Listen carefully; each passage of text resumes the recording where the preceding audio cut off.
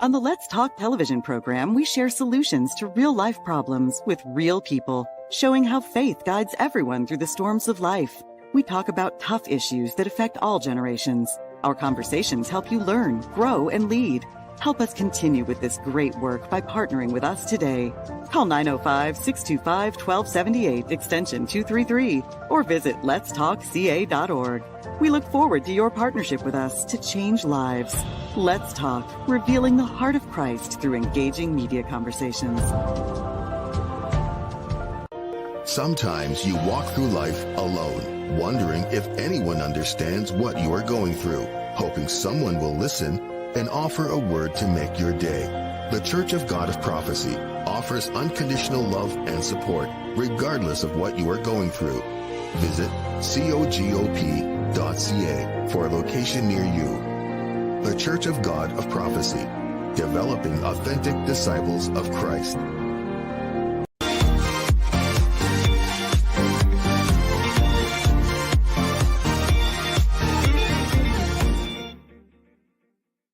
Welcome to another segment of Let's Talk. I'm your host, Woodroe Thompson.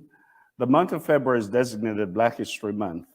And today we'd like to talk about being Black in Canada. What does it mean to be Black in Canada? Our guest today is a social justice advocate, researcher, writer, consultant, and international speaker on Black history, anti-racism, and women's issues. She's the past president of the Ontario Black History Society from 1993 to 2015. Being the president of the Ontario Black History Society, she became the driving force of securing the commemoration of February as Black History Month at all levels of government, and she did this through education, research, and outreach programs. She saw the creation of the National Day for the Honorable Lincoln Alexander, the first Black member of Parliament in the House of Commons. Rosemary was born and raised in Toronto, and she has degrees in teaching and social work. However, her roots in Canada goes all the way back to pre-Confederation. Her mother's family can be traced to 1840, while her father's ancestors arrived in New Brunswick in 1793. She's the recipient of several awards: the Order of Canada, the William Payton Race Relations, and the Harry Jerome Award. It is a pleasure for us to welcome Rosemary Sadlier with us today. Welcome to Let's Talk. Well, thank you very much, Bishop Thompson, and thank you for that very generous introduction. But I have to just say one thing. You'll have to nominate me for the Order of Canada because I have the Order of Ontario. So it's the Order of Ontario. So we'll work on that. Forward to the nomination. Very good. Let's start with Black history. As someone who was a driving force behind the commemoration of February being designated Black History Month, what was the vision for that? What was the reason behind that? Well, there's so many ways for me to answer that question, but the reality is that, as a Black woman, as a Black person, as somebody who was part of this society from the, birth, obviously, I was often the only Black person in any space I took up, the only Black person in my neighborhood, in my classroom, in my school, except when I went to church on Sunday, which happened to be a Black church. And that sort of gave me a bit of balance, so to speak. So for me personally, I was acutely aware of the lack of representation of people who look like me, acutely aware. And when I was put in a position by somebody nominating me to be on the board of the Ontario Black History Society, and then when I later became the president, I was committed to doing what I could to make this a very important commemoration. Right. Now, following up on that, do you find that Black folks behave differently in public spaces than whites do? That they feel different? Do they behave differently? For example, when I walk into, my boys were born here in Canada. And going to school in the early years, they'll tell me that, you'd have 30 students in a room, like you're saying, a classroom, and they'll be the only Black person. So when they enter that space, just like you were saying, they're always looking to see if there's another Black face around. Do you think that's still the case with us as Blacks when we enter public space? Well, I absolutely. I think that it's human nature. When you enter any space, you look around for people who are potential friends or allies or supporters. You look around for people that could be a threat or a problem. You look around for people who are like you. And I think that you do it whether you're even conscious of it or not, because you were always looking for connections and family, wherever we can find it. Yeah. So the commemoration of Black history, I know that it is to educate, it is to celebrate, it is to look at the accomplishment of Blacks. But I'm also thinking that sometimes we don't go deeper in trying to not only look at all of that, but look at how the past has impacted us and how we can actually move forward. So sometimes I think the celebrations are certainly there, the education is there, but sometimes I think we stop short. How do you think we can dig deeper and move forward in making becoming more impactful as a race? That is such a good question and such a complicated question. First of all, let me just say that when I was in charge of the Ontario Black History Society, it was the only provincial heritage organization in Ontario dedicated to Black history, and frankly, the only one in the country. We were significantly under-resourced, underfunded. So people may have assumed that we had staff, and we didn't. And so what was done on a shoestring and a prayer, as opposed to having millions of staff and millions of dollars. So I just speak about, the restrictions that we had as an organization trying to move that particular dial forward. But I think that we're further hampered because of the lack of Black history education in general. That's beyond what we have attempted and beyond what needs to happen. There are people in this society who don't feel there is a Black history. There are people who feel that there are only recent arrivals of Black people to this country, not understanding that they are coming upon and adding to an ongoing presence of people of African origin since the very beginning, since before the very beginning, since Canada only became Canada in 1867. And I think that the other problem is that many people sometimes are having more of a nostalgia and connection to places that they came from. And perhaps are even contemplating returning, which is their right. But in the process of doing that, they're not also digging in or asking those questions or contributing to what's happening right here where they are now. Now, I must add that you served as a volunteer to that society. You didn't have the funds to be paid or anything like that. But just out of curiosity, how long has Black people been part of this country? Because you made a very valuable point that those who come to this country, maybe presently or some years ago, seem to think that this country doesn't have a rich heritage. How far back can we go to show that Black people has been part of this country? Well, the transatlantic slave trade was significant, and certainly that brought the largest number of Africans out of Africa into the West, into South America, into the Caribbean, and into the United States, more so than Canada. People generally didn't come directly on the transatlantic slave trade into Canada, but rather via the Caribbean or the United States. Right. So we know about that experience, perhaps, but Africans have been in this country probably since the 1400s as coureurs de bois.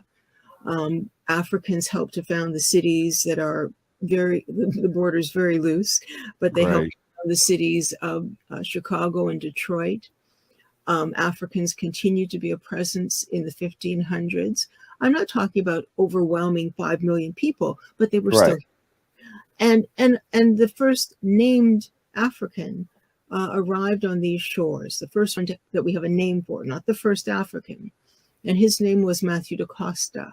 And he was here by about 1604.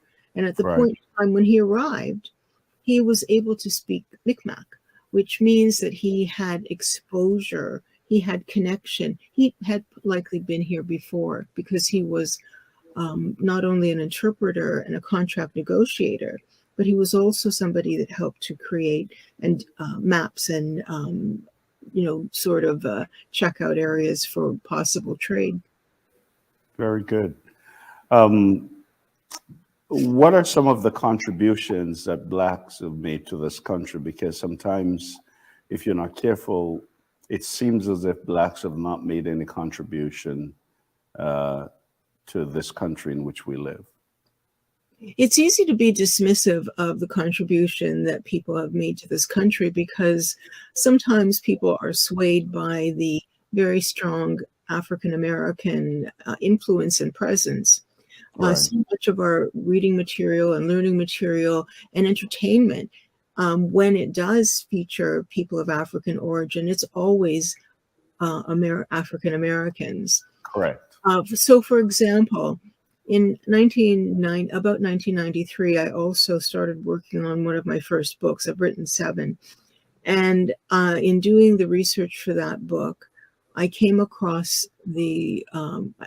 I interviewed Carrie Best in Nova Scotia.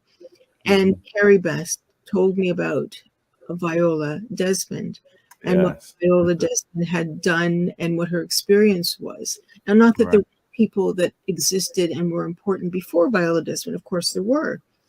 But what was phenomenal to me is that here was this amazing story about an African Canadian woman that, and I was telling it everywhere I was going, and I did at least 2,000 presentations for the OBHS.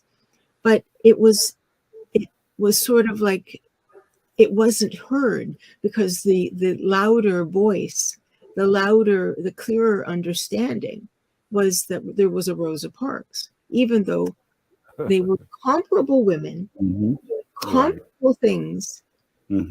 But Viola Desmond did what she did 10 years earlier. Well, I think that, very often we have people who've done exactly the same thing on both sides of the border, but we only know about the African American example. And that's how our history continues to be overlooked or lost or dismissed. And certainly white historians, I was recalling that when I went to write my first book, before there was no social media, so you actually had to go into the library. And I went into the Oise Library, and I was going through the stacks, and I came across, a reference like the book, the Bible of history for Canadian history. And I went to the book, which was written by a white historian by the name of J.M.S. Careless. And the book was this thick. And I went to the back, went to the index, and it's like, okay, so where are Black people, African people? What is the word that will help me find where we're located on the page? And I think the word that I found was Negro. I went to where Negro was listed, and there was one sentence. And that sentence basically said, Black people came into Canada on the Underground Railroad and went back to the United States when the Civil War was over. Wow. I'm here. There's lots of people I know that were here. Like I said, I went to a Black church. I mean, there are all thousands of people who are in this country that didn't go back. Thousands. people who didn't even come in on the Underground Railroad, had come in previous to that. But that helped to inform the narrative that everybody thinks they know.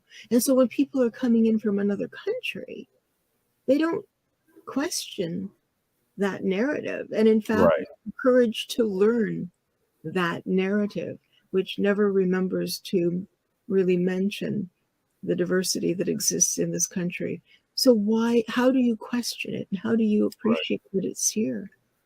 So I think that's part of the reason why we have something like a Black History Month, not because it should be the only time to ever consider, the only time to ever learn about, the only time to ever share and enjoy and speak about Black people in a positive way. It was supposed to be the culmination of what people were doing all year, so that they could really continue to share and build on the information that they had learned. Very good. Well, we're going to take a short break, and then we'll be right back to continue the conversation. Please stay with us. We'll be right back. On the Let's Talk television program, we share solutions to real-life problems with real people, showing how faith guides everyone through the storms of life. We talk about tough issues that affect all generations. Our conversations help you learn, grow, and lead. Help us continue with this great work by partnering with us today. Call 905-625-1278, extension 233, or visit letstalkca.org.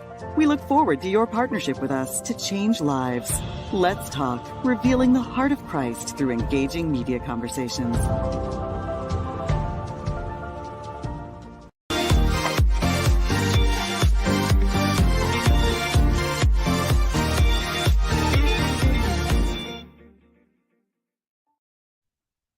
Welcome back to Let's Talk. If you've just joined us, our guest today is Rosemary Sadlier. And just before the break, we spoke about, you shared with us about Viola Desmond. In 2018, she became the first Canadian woman to appear alone on a Canadian $10 bill. How did that come about? It came about in a number of different ways. I would like to think that I contributed by sharing her story and speaking up about her constantly, but I'm not the only one.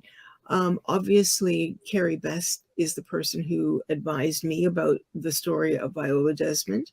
It was actually her sister, Wanda Robson, who, as a senior citizen, was taking some university courses out of interest. And something came up in one of her classes, and she said, "Hey, wait a minute, you're talking about my sister. That's my sister." And they were like, everybody was stunned because, Wanda didn't, this was life, she didn't think about it in it being in terms of the historic value that her sister's experience really was. And just for those who don't know, let me just maybe recap that. Sure. What Viola Desmond did. Viola Desmond was married to Jack Desmond. They had a combined beauty shop and barber shop on Gottingen Street in Halifax, Nova Scotia. And Viola was very much connected to Halifax. She was born and raised there. She wanted to do more in terms of the beauty business. She had to go to the United States in order to get her training because she couldn't even get get teacher training in Canada. It wasn't permitted. So she went to the United States and got beauty school training and even started to create her own line of beauty products for Black women.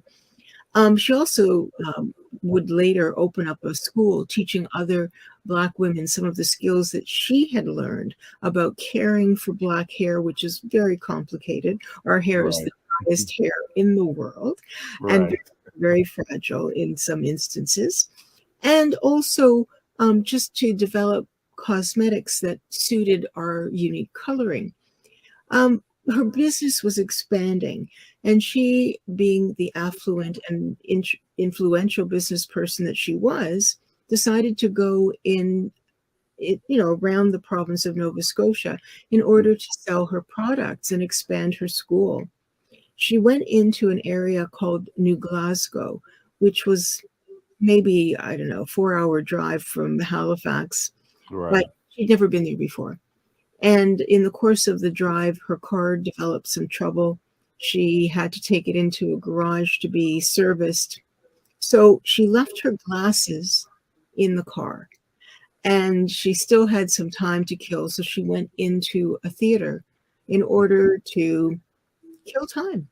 Of course. She put her money down to buy a ticket. She Mhm. didn't have her glasses. She went in, sat down. Like she didn't question. She bought a ticket, went in and sat down on the main floor. And she was tapped on the shoulder and told basically she could not sit there because Right. she was supposed to sit in the balcony. Well, Right. she offered to pay what she learned to be the difference in the price of a main floor and a balcony seat. They wouldn't Right. take her money. So she went and sat on the main floor anyway, because that was the only way she was going to see the movie she Right. wanted to see. Next thing she knew, she was dragged out of the theater by a police officer, thrown in jail overnight, and not allowed to have any kind of legal consultation. In the morning, she was charged with defrauding the government of Nova Scotia, the tax difference between the cost of a main floor and a balcony seat, which was effectively 1 cent. And that was only because segregation, Right. racial segregation, unlike in the United States, wasn't Right. on the books as a law, but it was Right. in practice as a reality. Mhm. And it was highly practiced in New Glasgow in a way that was different than Halifax. So Wow. it was very difficult for her.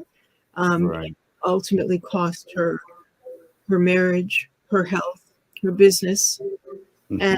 and she died in relative obscurity.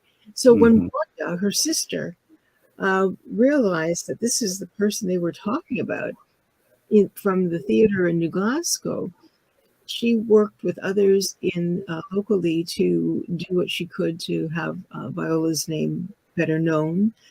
And ultimately, Mayanne Francis, who was then the lieutenant governor of the province of Nova Scotia, did what she could to have her posthumously pardoned for the charge that had been brought against her. So it's incredibly fitting that she But appears on our currency. but it was so many years after that that she was pardoned, though. Oh yes, she long dead and unfortunately forgotten, perhaps by many people who'd known her very well. But it's symbolic, and some Yes. people feel that the charge should remain as an important punctuation point to always note. And other people feel no, it's important that she be pardoned because essentially better late than never to do the right thing. Right. She should I never have agree. been charged in the first place. Yeah. You know, I heard where one of our prominent politicians say that Canada does not have systemic racism like we see in the US. And so they'll always point across the border and say, what happens there doesn't happen here. Um, this may sound like a strange question. Is there racism in Canada?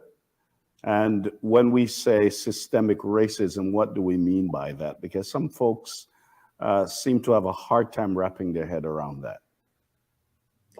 You know, I was on a show about a year ago on Power and Politics, and it was live. I had been Right. told during the day that I was supposed to watch whatever I should become highly familiar with whatever the prime minister was saying that day, because I would Right. like to be questioned about what the prime minister was saying. But Right. when we went live, the interviewer showed a clip of the premier of Quebec and the premier of Ontario, both Yes. denying the existence Yeah. of systemic racism. And then Right. the question was put to me on live national TV, is there systemic racism? Right. I'm going to give you the answer that I gave them. Yes, there is.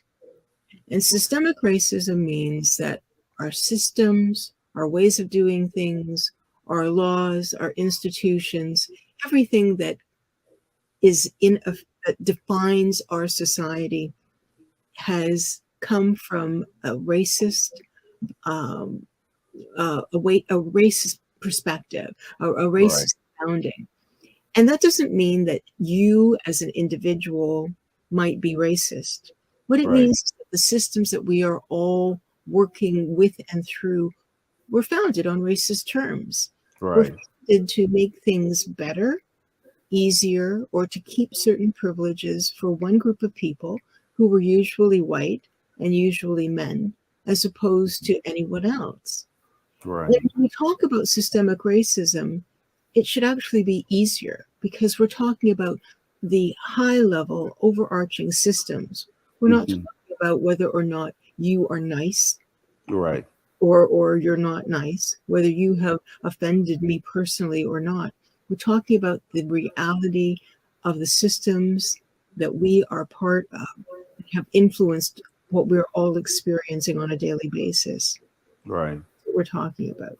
Yeah. We're talking about our laws. We're talking about our school system. We're talking about everything, our health system. Well, I sometimes watch I think it's a podcast, Uncomfortable Conversations with a Black Man. It comes out of the US. And one of the things that Emmanuel Ocha, who is the host, he loved to have, just some white folks on his show and talk about racism. And one of the things that I hear people saying, especially white folks, is that they were never taught. See, they didn't know anything about racism, and so they were never taught about racism, and so they may never realize that they were racist.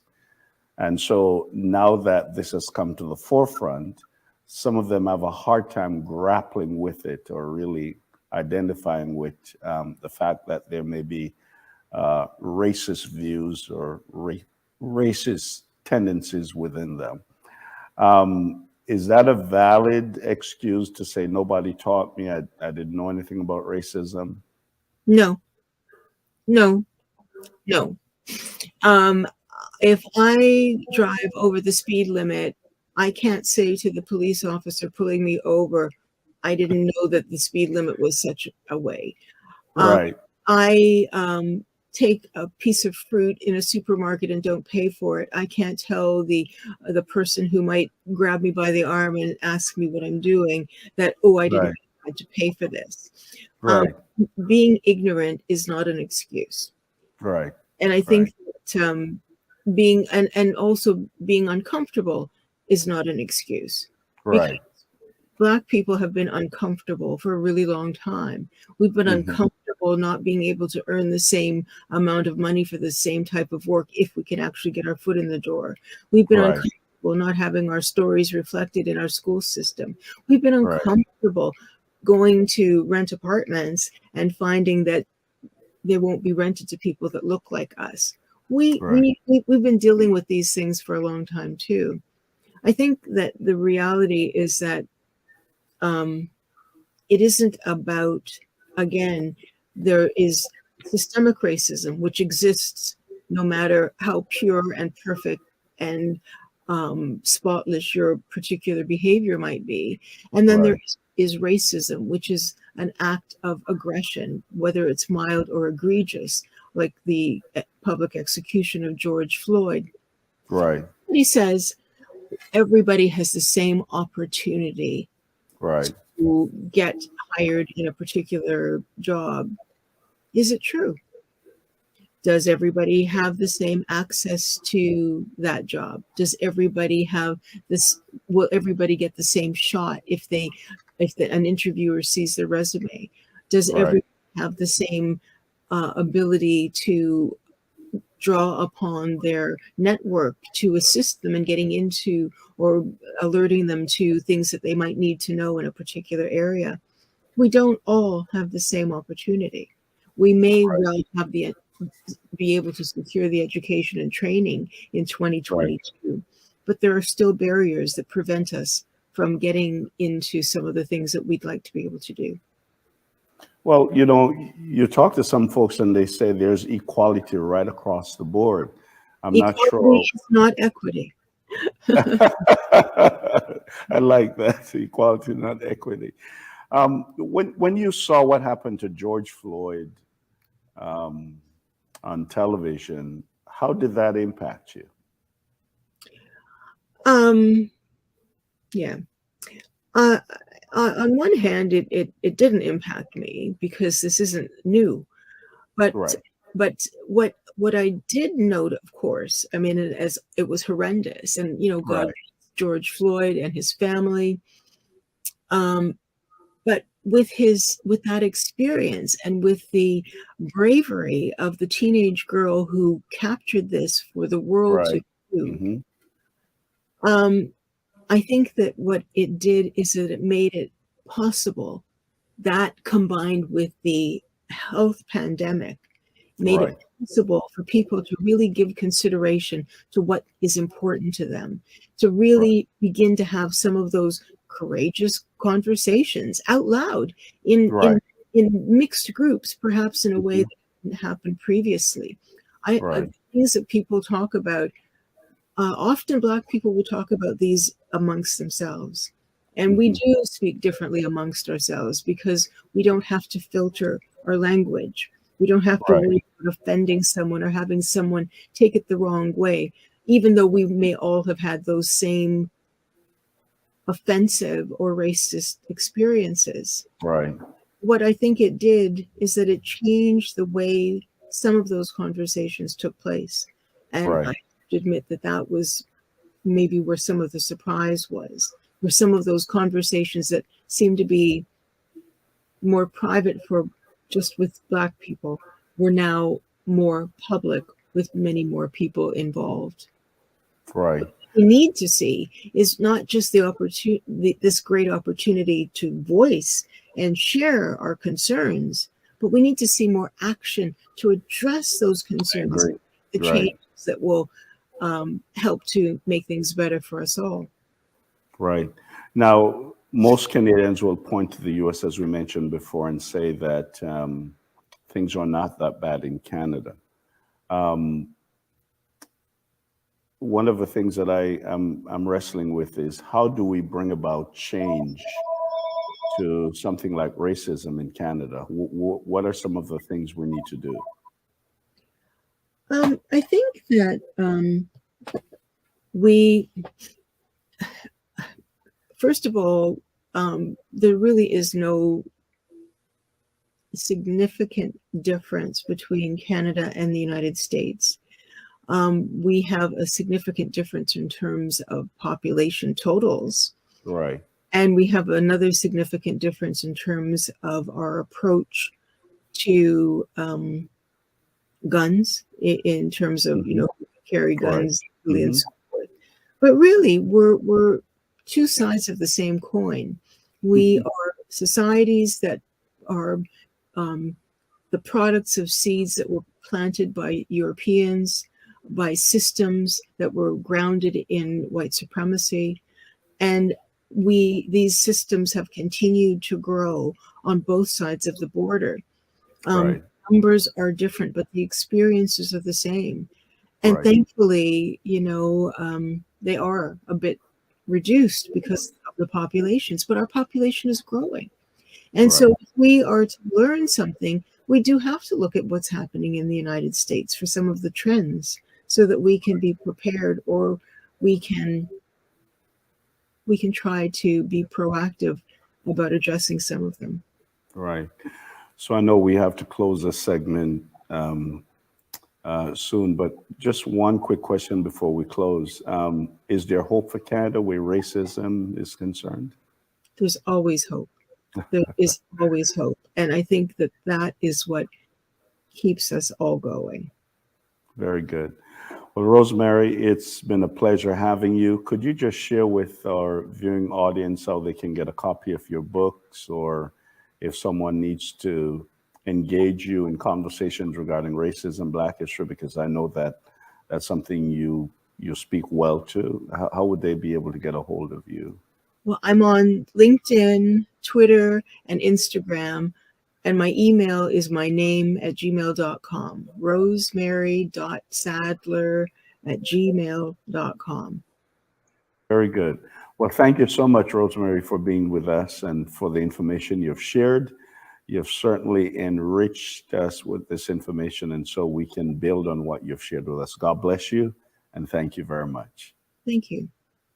God bless you.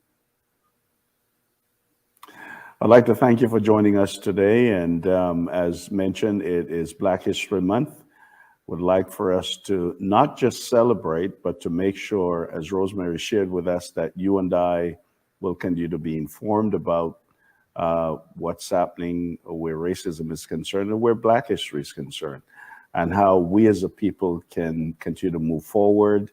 And we can also educate the next generation as to what's happening and some of the history that is available to them. Thank you for joining us. That's all the time we have for today, and we look forward to seeing you again. Have a great day. Let's keep talking. On the Let's Talk television program, we share solutions to real-life problems with real people, showing how faith guides everyone through the storms of life. We talk about tough issues that affect all generations. Our conversations help you learn, grow, and lead. Help us continue with this great work by partnering with us today.